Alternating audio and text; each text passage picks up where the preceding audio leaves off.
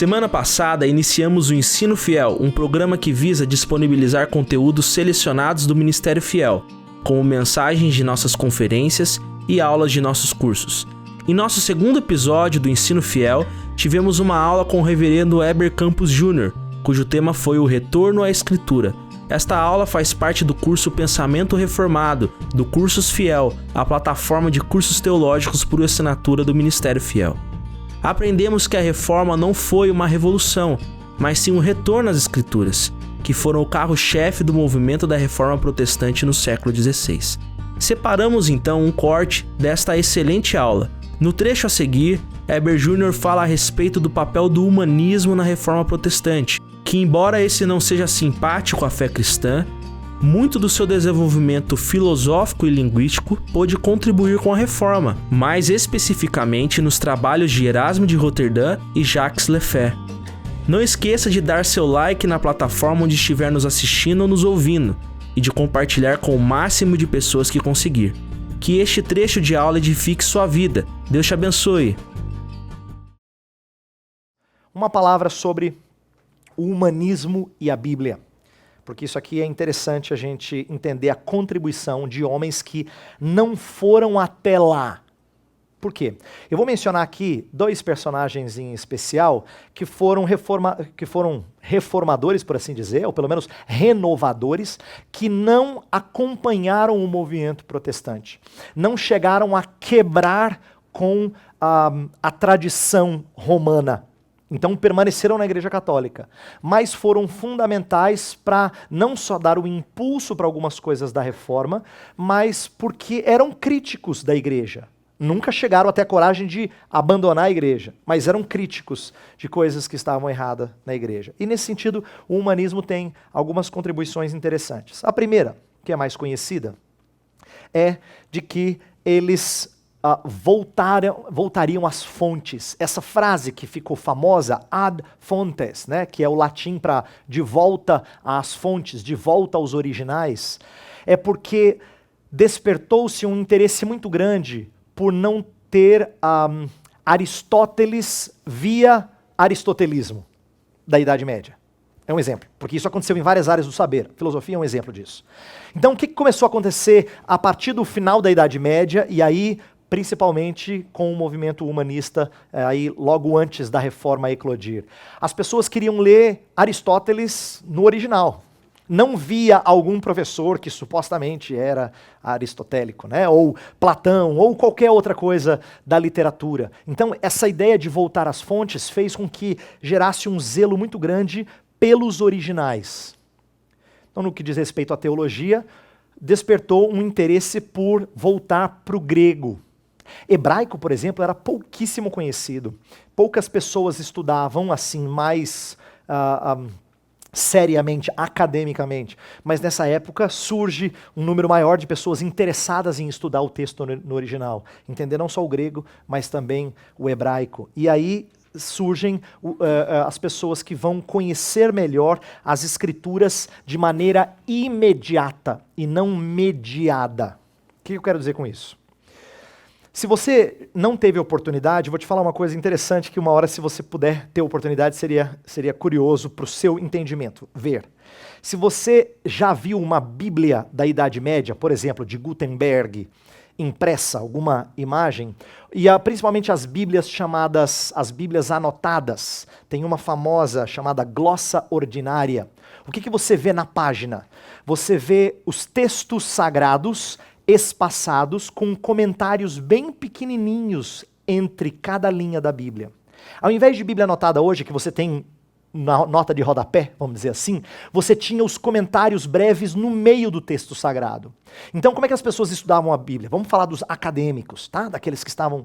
Eles liam os comentários que colocavam entre os textos sagrados. Então, era muito comum você entender a Bíblia via comentários. E não dizer, deixa eu ver se eu estou entendendo o texto pelo texto.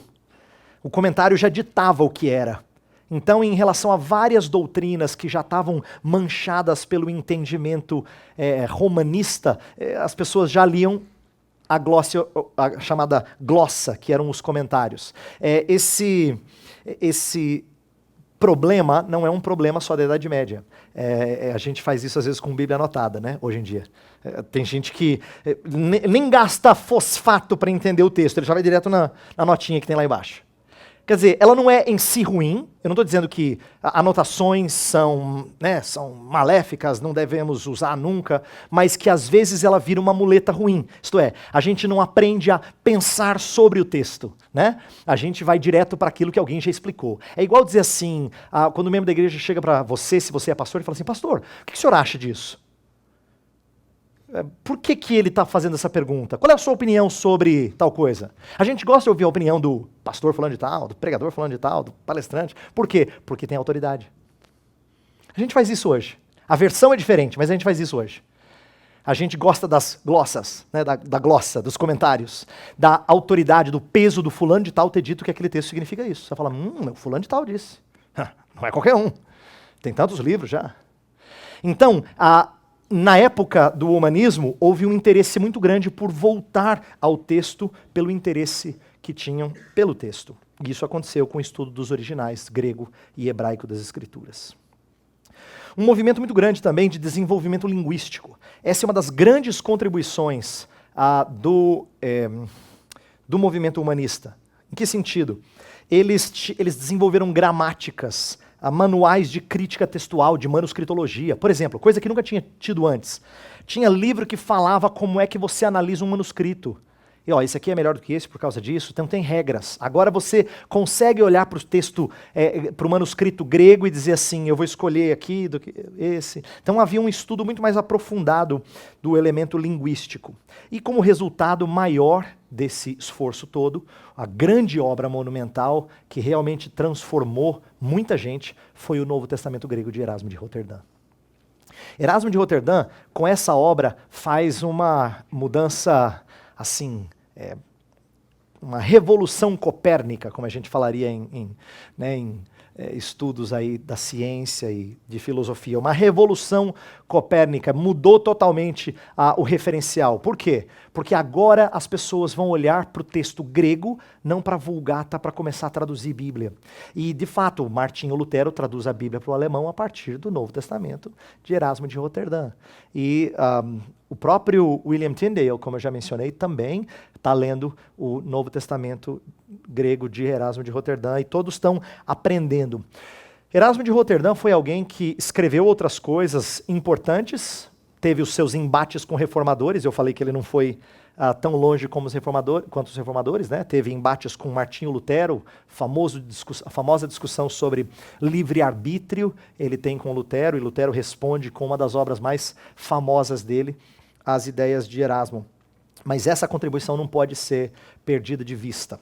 E o segundo personagem que eu quero mencionar, além de Erasmo, eu falei que eu ia falar de dois, é Jacques Lefebvre d'Étaples. Esse foi um francês, né, no contexto da França, que teve uma contribuição muito especial no que tange a hermenêutica, isto é, interpretação da Bíblia. Em que sentido?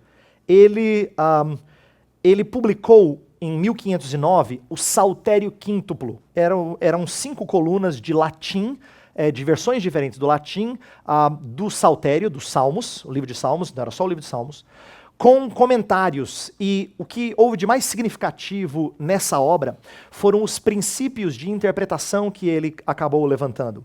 Então, por exemplo, Jacques Lefebvre, ele era alguém muito frustrado com a maneira como os monges liam os salmos e não entendiam o sentido mais profundo. O que ele queria dizer com isso?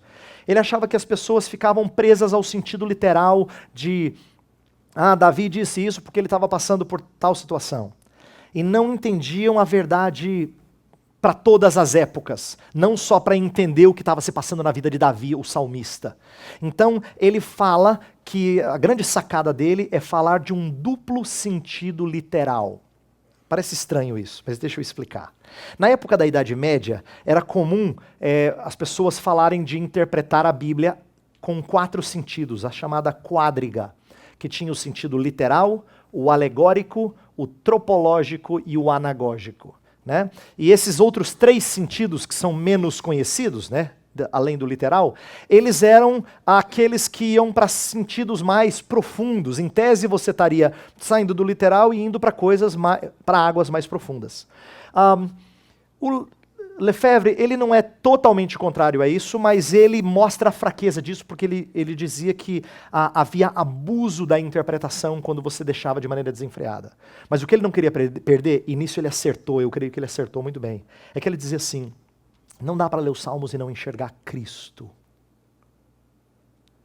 O que Lefebvre está dizendo é que o sentido literal dos Salmos não era só o que aconteceu com Davi, mas como aquilo que aconteceu com Davi apontava para a pessoa de Cristo. Esse era o sentido que o Espírito Santo queria que nós guardássemos.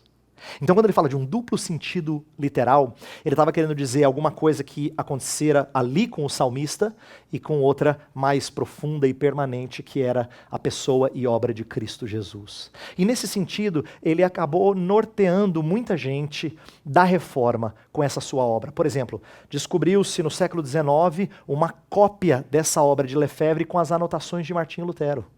Ele leu essa obra exaustivamente, com comentários nas margens do livro, mostrando que isso o impactou. Tanto é que um dos primeiros livros que Martinho Lutero escolhe para palestrar é o livro de Salmos, por causa da leitura que ele faz de Jacques Lefebvre. Então, outro homem que não deixou o catolicismo romano, mas trouxe uma contribuição importante no entendimento das Escrituras. E aí que a gente vê o cuidado de Deus de preparar o caminho para que alguma coisa aconteça. De como Deus levanta pessoas que nem sempre são leais a Ele em todos os aspectos, mas que acabam contribuindo para que a obra dele aconteça. Né? A Bíblia está cheia de exemplos assim, de gente que creu em Deus e gente que não creu em Deus, que tinham problemas diferentes. Você tem Raabe, que faz o que faz para conduzir os espias e protegê-los, e você tem Ciro da Pérsia, que é um homem que não tem nenhum vínculo com Deus, mas é usado por Deus para que haja libertação do seu povo. Estou mencionando esses exemplos para a gente pensar sobre o cuidado de Deus e entender a reforma como sendo mais do que a coragem de 1, 2 ou 3 homens. Às vezes a gente deixa com que o herói fique grande demais. É fantástico pensar em vidas como de Martinho Lutero, de João Calvino, e de fato Deus os usou de maneira profunda. Mas o cuidado de Deus de levantar pessoas que terão posição secundária não pode ser esquecido. E na academia a gente percebe como pessoas como Erasmo e Lefebvre foram importantes para que Deus fizesse com que esse movimento de reforma acontecesse. Obrigado por ter nos acompanhado neste trecho do nosso segundo episódio do Ensino Fiel.